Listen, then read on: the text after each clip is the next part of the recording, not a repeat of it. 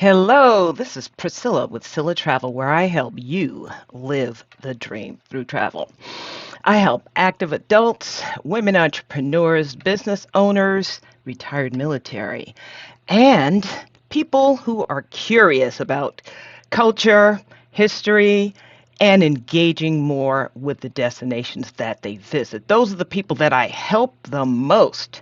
So today's talk is about something that's been coming between us travel lovers and our beloved traveling, and that is the Air-Mageddon. What's going on with the air? Somebody, please, please help me out here. So, if you're interested in surviving what we're terming the Air-Mageddon, you want to listen. So, 7 tips to help you survive the Air-Mageddon. Hang on, I'll be right back.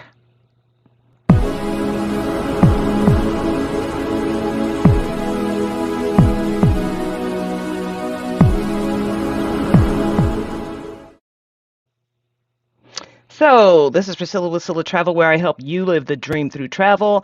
I am so glad to have you watching me.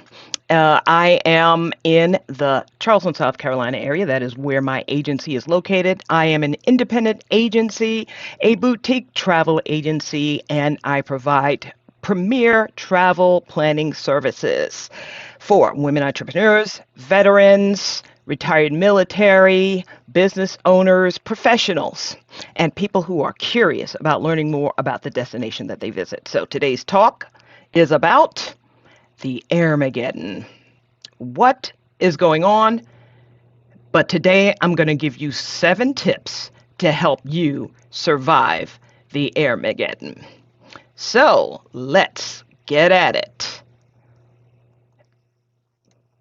Remember, if you have any comments or any questions, please enter them into the chat and I will answer them. I'm using a tool called StreamYard, so please click the link. If you see a link there, if you want to make a comment and you want me to respond, please click the link and I will respond. So this is a third-party tool that I'm using. So in order for me to know what your name is, I'll need you to click that link granting StreamYard permission to share your profile. Otherwise, it'll say Facebook user. So I'm also streaming across LinkedIn and I'm streaming across YouTube. So let's get at these 7 tips to help you survive the Air-Mageddon. Tip number 1, and I know it's hard, right? But avoid traveling on the holidays. Please try to avoid traveling on the holidays. So what's been happening in the airline industry are a couple of things, right? A few things, it's like the perfect storm. So because of the pandemic and the shutdowns, like travel went off the cliff. The airline industry lost like 90 to 95% of demand, and it was sustained for like a period of like 2 entire years.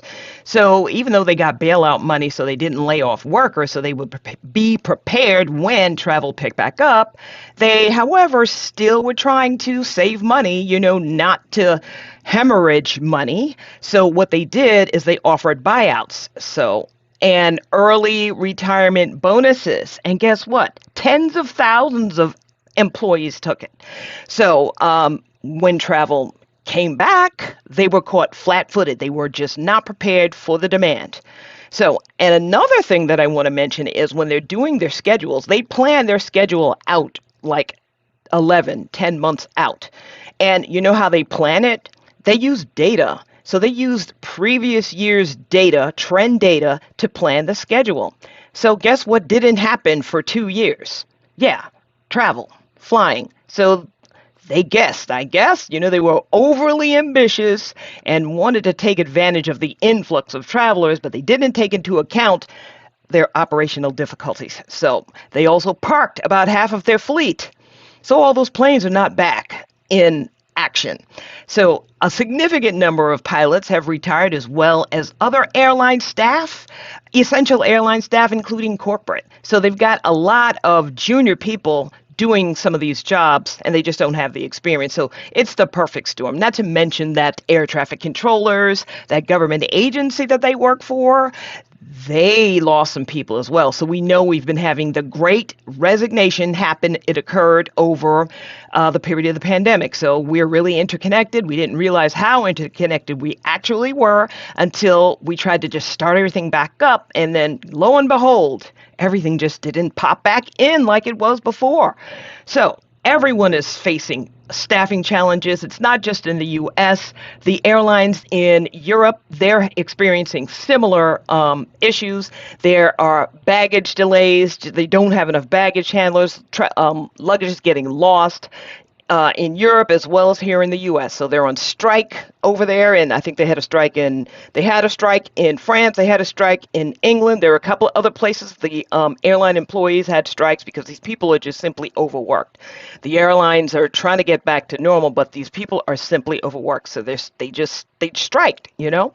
So back to tip number 1. If it's at all possible, try to avoid traveling on the holidays. At least now, I mean, even before this whole pandemic thing, it was always hectic traveling on holidays. And there were always delays and cancellations and trouble, right? Now is just not the time to do it, as we've been seeing there's some data that was reported that between January and May of this year, like over 88,000 flights have been canceled. We don't have the exact numbers for what's been happening since then, but we know it's a lot.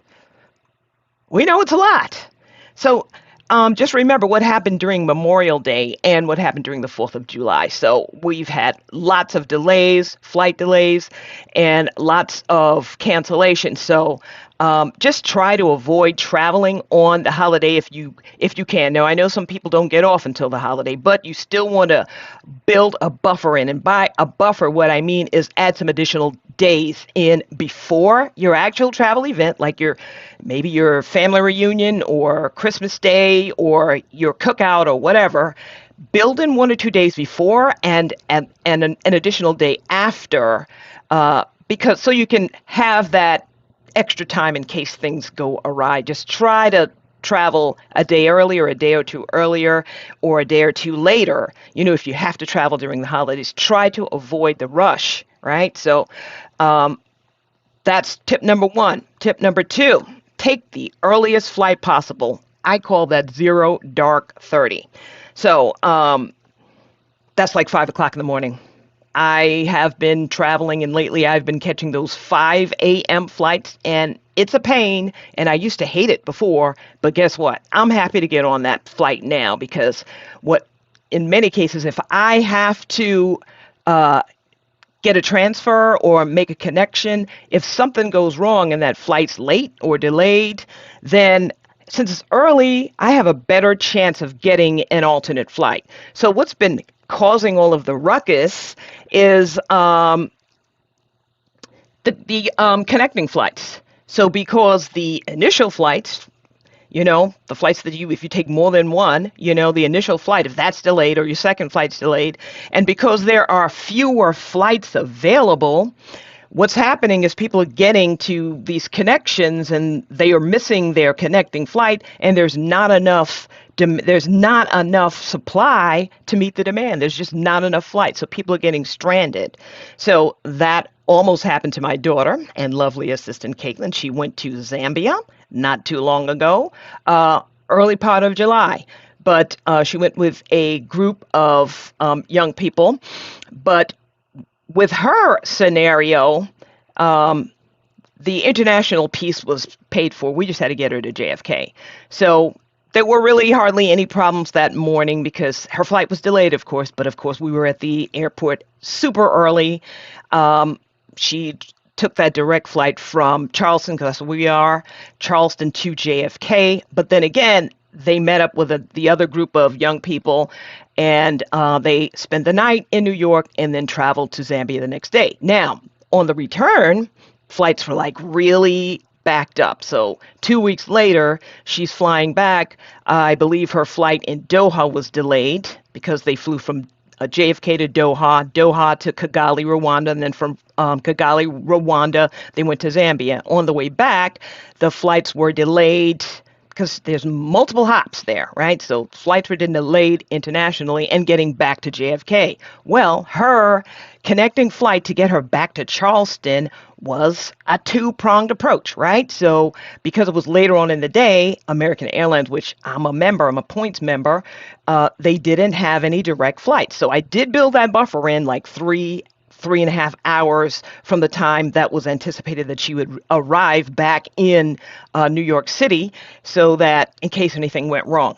Of course, it went wrong. So her connecting flight from JFK to Charlotte, because she would have had to take a flight from JFK to Charlotte, then Charlotte back to Charleston, because the American didn't have any more direct flights from JFK back to Charleston. So that flight was like 2 hours late. So first of all, they got there about half an hour late. They got to JFK late, but then their flight, her connecting flight, was delayed by 2 whole hours. So she would have been catching the very last flight out of Charlotte to Charleston. And guess what? She would have missed it. And she would have had to spend the night in Charlotte in the airport until the next morning. Okay, and the next morning, the next flight to Charleston was like 7 a.m. So what we did was I had her walk over to the desk. I had already found another flight on JetBlue. So I had her go to the desk. I said, here's the flight. Have them change your flight or transfer your ticket to JetBlue. You got to be nice with these people, right? You can't go demanding. But they will try to help you if, it's their fault. But you want to be nice. She had to get a supervisor, of course, but the supervisor did transfer her ticket over to JetBlue, and she was able to just come directly from New York City back to Charleston. It was really late because I had to pick her up like 12:30, and that flight was late. So that's just an example of taking the earliest flight possible, and not only that, but try to eliminate the number of hops that you take. So because if there's an issue, you can get that resolved pretty quick. Okay, tip number 3, like I said, reduce the number of hops. When you're reducing the number of hops, you're reducing the likelihood that you'll miss a connection, because that's really where the issues are. One thing you could possibly do is, and you got to think outside the box these days, because you want to save your vacation. You actually want to get there. You've been stuck home for 2 years. You want to actually save your vacation. You don't want to lose a day or two, or your cruise. You don't want to do that. So let me see. I see you watching. Thank you for joining. If you have any comments, please comment and I will respond. And if I don't see it, I will respond to you later. All right, so like I said, reduce the number of hops, and here is a thinking out of the box type idea. Try driving to the international hub if it's reasonable, instead of taking the initial flight to the international hub, if it's like 2 flights or something like that, or maybe if it's even 3. If you're close enough to an international hub, try driving there and leaving your car in long-term parking. Or if you have relatives, park your car there. You know what I mean? But it might be a cost, but it's better than missing your flight and losing out for a day or days, which has been happening to people. It's just better that way. It's just an option. But I try to go early in the morning, the first flight out. So if I do need to have a connection, I'll be able to get an alternate, because earlier in the day, what happens is as the day wears on, it cascades when those cancellations and delays. It cascades throughout the day to the end of the day when they're out of flights. They just don't have enough to go around at this point in time. So remember, reduce the number of hops if you can. Try driving to an international airport and then flying out of the country or wherever you go, and even if it's domestic, directly from that international hub. I know it's a pain, but it's better than missing your vacation and getting stranded somewhere. So that's one option you can try. Um, let's see, fly nonstop wherever possible. I know it's not always possible, but try to fly nonstop. It might cost a little bit more for a nonstop, and those flights tend to fill up fast. So make sure that you do it in plenty of time. Don't wait till a week 2 weeks out or days before you need to go before you book your flight. Now's not the time to do that because they're struggling right now. There's just not enough flights to accommodate the demand. And right now they're correcting themselves. I'm talking about the airlines because they are removing flights that they, you know, previously planned. They thought they were going to have all these flights, but they don't have enough equipment, don't have enough, well, excuse me, you don't have enough planes in service. They don't have enough pilots. They don't have enough airline staff to support that. So they're removing some of these flights so people don't book them, you know? So reduce the number of hops. Tip number 4, please. I'm going to make that bigger. Don't purchase non-refundable air or hotel rates, okay? Just don't do it. It's not the time for it. And in general, I wouldn't do it anyway because what non-refundable means is you don't get your money back. Non-refundable means exactly that. Non-refundable. If something happens and there's a high likelihood that it will happen, you just don't get your money back. So why I tie that into the hotel is think of it this way. Okay, generally, basic economy are non-refundable for the most part. So try not to fly that because you're not assigned a seat when you're buying it, right? So your seat is assigned when you check in. And it's down to 24 hours for most airlines these days. It used to be like 72 hours you can check in early. But you check in 24 hours, maybe 48 for the longest, and then your seat's assigned if it's basic economy. But sometimes it's not assigned then. Sometimes it's not assigned until you get to the gate. And you know why? Because all those people who purchased main cabin or some of the other ticket prices or ticket categories where their seat is assigned, they get first dibs. So you're sort of like standby. And that used to work when they had a lot of flights, but it's not working right now because there's just not enough. So all those people who paid for business class, all those people who paid for main cabin or premium economy, they do have premium economy or flex. They have these flex fares out there now. So try to get that. That makes your ticket fully refundable and you can change. It's an additional fee you can pay, and it waives the change fees because when the pandemic hit they got rid of the change fees for the most part, but you don't know how long that's going to last because they're going to start stripping that away. So while those flex fares are available, get them. Make sure that your ticket is fully refundable and you can make changes and you can select your seat. So don't purchase non-refundable air and don't purchase the non-refundable hotel rate because that's also non-refundable. So let's say that you are flying to Dominican Republic. You've already paid for your vacation. It's 5 days and you're looking for some fun in the sun. But guess what happens? Your flight is canceled. You can't make it to the Dominican Republic when you're supposed to make it. So you're a whole day late, or God forbid you have a cruise. And you definitely need to go a day before if you have a cruise. So that was a sidebar. Do not fly in for your cruise the same day as embarkation because chances are you're going to miss it. And that's a lot of money to just be out of. It's an investment. Your trip is an investment, so you want to take advantage of your investment. People have been cooped up for 2 years, so yeah, you need to get away. People are just angry, All right, so don't purchase that non-refundable hotel rate either. So let's say that, like I said, your flight gets canceled and you get there to the Dominican Republic a day late. Well, guess what?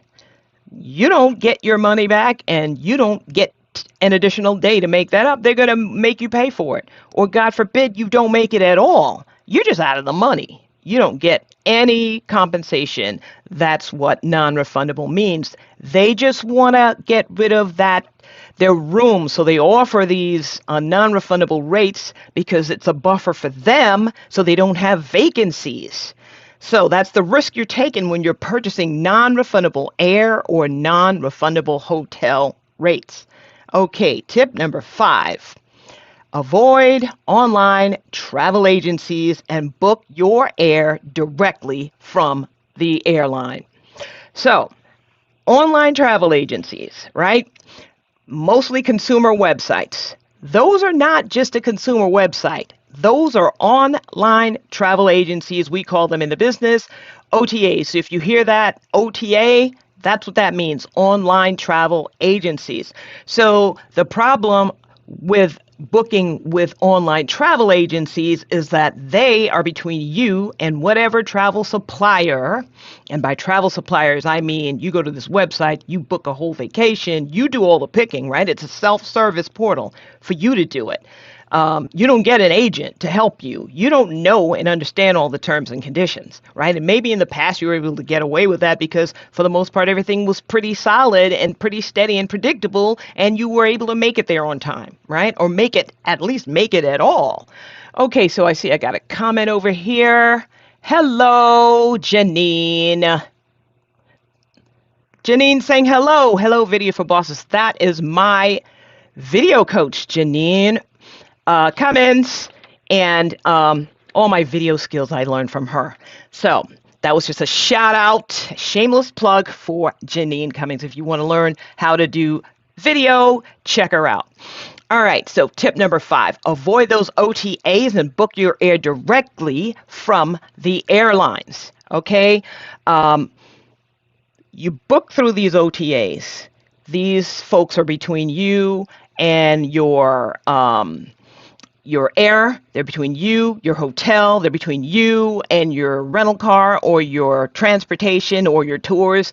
They're between you and all of those different elements. Those are different companies. They all have different terms and conditions, right? In addition, the OTA has their own terms and conditions. So most people are not going to read that or even understand it for that matter. So let's say when it comes to your air, you get to the airport and there's something wrong with your ticket or you miss your flight. Something goes wrong. The desk agent can't help you. The desk agent can help you because you booked through an online travel agent. So even though you didn't actually talk to an agent, you acted as your own agent on this online travel agency. So that's the thing, right? So get somebody on the phone. Try to get somebody on the phone from a website. Yeah, try. And I'm talking from experience. Try to get your money back. You more than likely booked a non-refundable rate because they show you the lowest price. So cheaper is not always better. It's the value. It's the peace of mind. It's the ability to be flexible and change when things go wrong. So travel is not like it used to be. You actually have to have a strategy and you have to have a backup plan and a backup plan to the backup plan. So avoid these online travel agencies and book directly from the airline. So like in my daughter's scenario, we booked directly with American Airlines, so she was able to go directly to the front desk and say, give me another flight. I found one. Transfer my ticket to JetBlue. She wouldn't have been able to do that if she would have went through an online travel agency. It would have taken a representative from that online travel agency to do that. But guess what? They don't have representatives to do that. That's the purpose. It's self-serve. So avoid it. Tip number 6. Buy travel insurance. I can't tell you how important it is to buy travel protection. So let's say that any number of these scenarios that we talked about happens to you. This is your backup plan. Let's say your luggage doesn't get to your cruise that you're going to be on for 7 days. That happened to me last year. I'm all the way in France. My checked bag never made it. They just couldn't make it to the cruise, and it was a river cruise. So we were traveling every day. We had a different stop in one country, and they still couldn't get it there. So I ended up sending it back home. And guess when it got there? It got home like 2 days after I got back. I was in France for 10 days. It got to my house 2 days after I got back home. So, but because I had travel insurance, I got reimbursed for costs, right? So I needed to buy some extra clothes. I had my carry-on. And on a river cruise, you do a lot of walking and stuff. We don't really have formal nights. It's, you can dress if you want to, you can dress up, but I liked being able to get off the ship and do stuff, but I was able to buy things and get reimbursed for it because I had travel protection. Now, let's say that there's an illness and you can't go. You can get reimbursed based on the terms of that policy for and if you meet those terms, right? If it's for a covered reason, you can get reimbursed for it. This is the protection that you have. You can also, if you get sick or have an injury, make sure that you have medical emergency evacuation so that you can be evacuated back to the U.S. or pay for a doctor. Your American travel insurance may not work when you're abroad. They want cash. It's all about the Benjamins. They're like, hey, give us money. That's what they want. So this is what travel insurance will do for you. So there are a number of scenarios: lost baggage, delayed baggage, that'll cover it, as long as you have the correct policy. Now, of course, the airlines, when you're buying your ticket, they do offer insurance, but that's just for the ticket for the most part, unless you're buying a vacation from them. But you want to have travel insurance that's going to cover your entire vacation, not just your flight.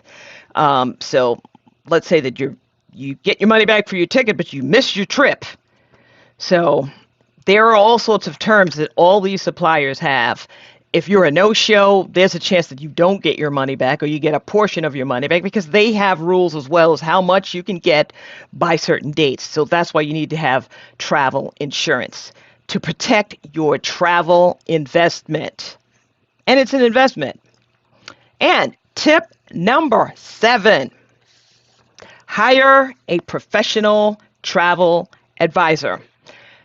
I can't tell you how important that is, especially in light of all the stuff that I talked to you guys about how many hurdles you have to jump through to travel these days, and especially if you like traveling internationally, and that's me, I like traveling internationally. I will take that chance any day because you never know what's going to happen, which is going to cause me to be home for another 2 years, and I'm not taking that chance. I'm just going to live now. Okay, so hire a professional travel advisor because that travel advisor can help you plan the perfect trip.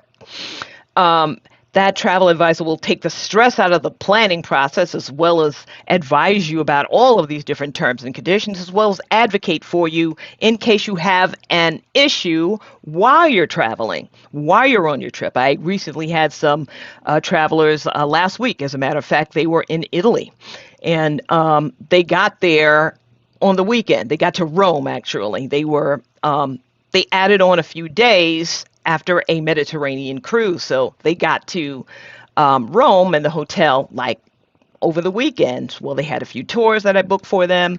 And they're experiencing some of the same issues that we're having with staffing.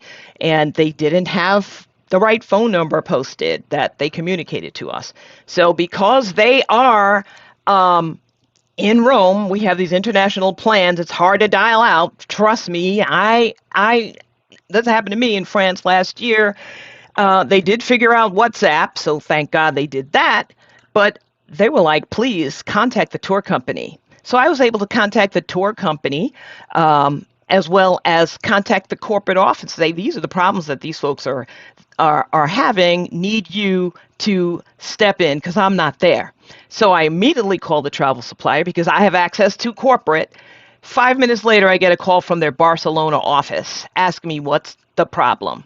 They reach directly out to the client who is in Rome to help them. So that is an example of, thanks, Judy, an example of how a professional travel advisor can help you, right? So we have the inside track. So anytime you hire a professional travel advisor, that's what the advising part is for. It's actually for helping and assisting you and advising you for your travels. Because, like I said, it is an investment.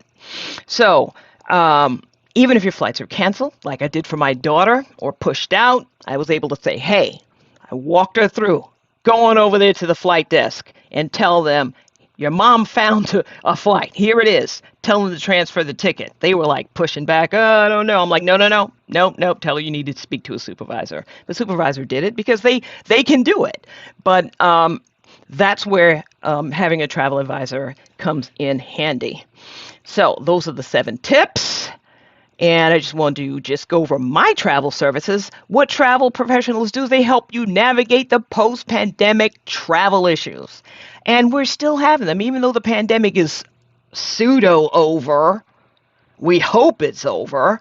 I mean, maybe the worst is over, but the impacts, the effects that it caused are not over. They're still there, impacting things even today. I also help people with travel safety preparation. I also advise them on how to get their passports and make sure that their travel documents are in order. I remind them, hey, it's time to renew your passport. I'm seeing here that, your passport expires. Or, of course, it's the responsibility of the traveler, but you're not thinking about that. But that's what your travel advisor does for you. What I do is I research quality travel options for you, and I put a plan and customize itinerary together for you. And I do that by negotiating with multiple suppliers to give you the best value. So people still think that we just go online and we just do the same thing that you do. No, we do not. We don't use consumer travel websites. Travel professionals do not use consumer websites. We go directly to the supplier. Okay? Now, next, I also assist with round-trip transfers. I also coordinate group trips, special requests such as accommodations. Let's say that you need a handicap room, or maybe you've got a food allergy, or you have a special diet. I arrange that for you. I do all of these negotiations for you, and I also provide the travel insurance. I sell that, and if you need an explanation, I get on the phone with the travel insurance company, and so they can help answer any of your questions about what is actually going to be covered. I also do custom payment plans so that you don't have to worry about, shelling it out all at once at one time. Now, sometimes it depends on the type of trip and what the timeline is. You may want to finance your trip. I also provide travel financing where you could pay over 12 months. And this plan is just an installment plan. There's no hard credit pull to even check. I send the app to your phone. You fill it out yourself. I can't see it. If you're approved, you'll get a notice. I'll get a notice, and then I'll get a virtual credit card to pay for your trip in full. Then you could just go on about your business and pay over the course of 12 months for your trip. So that's an option that I also have. Okay, so don't forget to download the Empowered Women's Travel Checklist for international travel. You can find it at my website, www.sillatravel.com. It's also in this post. You can download it so you can be empowered to travel internationally. I also have a Facebook group, which is called the Sisterhood and Solo Traveler Group for high-performing women. And join the group. I will put a link to that in this post as well. So if anyone else has any more questions, let me know if you have any questions. Just put them in the chat.